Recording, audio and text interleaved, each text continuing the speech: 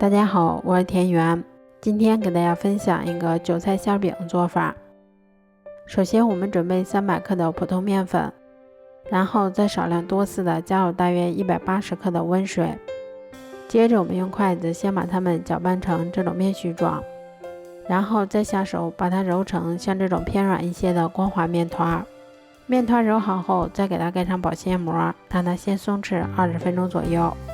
接着我们在300克韭菜里面先加入一把泡好的粉丝，然后再加入3个炒好的鸡蛋碎，接着我们先加入1勺盐，再加入1勺五香粉，然后再加入适量的蚝油，最后我们再加入少许芝麻香油，然后用筷子把它们充分搅拌均匀就可以啦。面团醒好后，我们先把它搓成长条，然后再用刀把它切成大小均匀的小剂子。我们取一个小剂子，先给它揉圆，然后再把它按扁成小饼的形状。接着我们先把它擀成厚度约2毫米的长方形饼皮。